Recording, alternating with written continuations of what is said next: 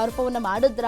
ದರ್ಶನ್ ದೋಷಾರೋಪ ಓದ್ತಾ ಇರುವಂತಹ ನ್ಯಾಯಾಧೀಶರು ಈಗ ಇಷ್ಟೋ ತನಕ ಪವಿತ್ರ ಆಯಿತು. ಈಗ ದರ್ಶನ್ ರೇಣುಕಾಸ್ವಾಮಿಯನ್ನ ಕಿಡ್ನಾಪ್ ಮಾಡಿಕೊಂಡು ಶೆಡ್ಗೆ ಕರೆತಂದಿದ್ರಿ, ನನ್ನ ಹೆಂಡತಿಗೆ ಅಶ್ಲೀಲ ಮೆಸೇಜ್ ಮಾಡಿದ್ಯಾ ಅಂತ ಹಲ್ಲೆಯನ್ನ ಮಾಡಿದ್ರಿ, ರೇಣುಕಾ ಕರ್ಮಾಂಗಕ್ಕೆ ಒದ್ದು ಹಲ್ಲೆ ಮಾಡಿದ್ರಿ, ರೇಣುಕಾಸ್ವಾಮಿಗೆ ಮರದ ಕಟ್ಟಿಗೆಯಿಂದ ಹಲ್ಲೆ ಮಾಡಿದ್ರಿ.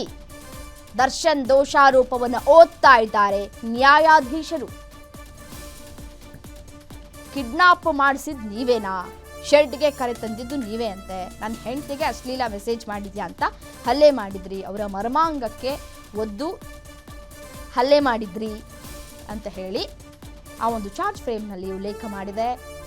ಆ ಒಂದು ಆರೋಪ ಇದೆ, ಅದನ್ನು ಹೇಳ್ತಾ ಇದ್ದಾರೆ ನ್ಯಾಯಾಧೀಶರು. ಪ್ರಶ್ನೆ ಮಾಡ್ತಾ ಇದ್ದಾರೆ, ಹೌದಾ ಇದೆಲ್ಲವನ್ನ ನೀವು ಮಾಡಿದ್ದೀರಾ ಅಂತ ಕೇಳ್ತಾರೆ, ಪ್ರಶ್ನೆ ಮಾಡ್ತಾರೆ ಅವರು. ಅದಕ್ಕೆ ಉತ್ತರ ಕೊಡ್ಬೇಕು ಇವರು.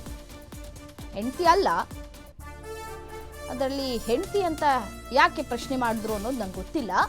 ಬಟ್ ಯಾಕೆ ಅಂತಂದರೆ ಈ ಹಿಂದೆಯೂ ಕೂಡ ಈ ವಿಚಾರಕ್ಕೆ ಸಂಬಂಧಪಟ್ಟಂತೆ ವಿಜಯಲಕ್ಷ್ಮಿ ಅವರು ಕೂಡ ಕಿಡಿಕಾರಿದ್ರು, ದರ್ಶನ್ ಅವರ ಪತ್ನಿ ನಾನೊಬ್ಬಳೇ ಅಂತ ಹೇಳಿ.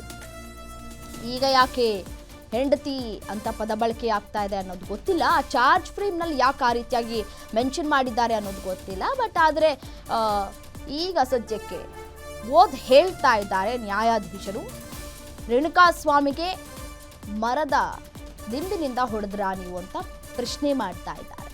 ರೇಣುಕಾಸ್ವಾಮಿಯನ್ನ ಕಿಡ್ನಾಪ್ ಮಾಡ್ಕೊಂಡು ಶೆಡ್ಗೆ ಕರೆ ತಂದಿದ್ರಿ, ಕಿಡ್ನಾಪ್ ಮಾಡೋದಕ್ಕೆ ನೀವು ಕುಂಬ ಕೊಟ್ಟಿದ್ದೀರಿ, ನನ್ನ ಹೆಂಡತಿಗೆ ಅಶ್ಲೀಲ ಮೆಸೇಜ್ ಮಾಡಿದ್ಯಾ ಅಂತ ಹಲ್ಲೆ ಮಾಡಿದ್ರಂತೆ, ರೇಣುಕಾಸ್ವಾಮಿಗೆ ನೀವು ಮರ್ಮಾಂಗಕ್ಕೆ ಒದ್ದು ಹಲ್ಲೆ ಮಾಡಿದ್ರಿ ಅಂತ ಕೇಳ್ತಾ ಇದ್ದಾರೆ ನ್ಯಾಯಾಧೀಶರು. ರೇಣುಕಾಸ್ವಾಮಿಗೆ ಮರದ ಕಟ್ಟಿಗೆಯಿಂದ ಹಲ್ಲೆ ಮಾಡಿದ್ರಿ ಅಂತ ಹೇಳಿ ಪ್ರಶ್ನೆಯನ್ನ ಮಾಡ್ತಾ ಇದ್ದಾರೆ ನ್ಯಾಯಾಧೀಶರು.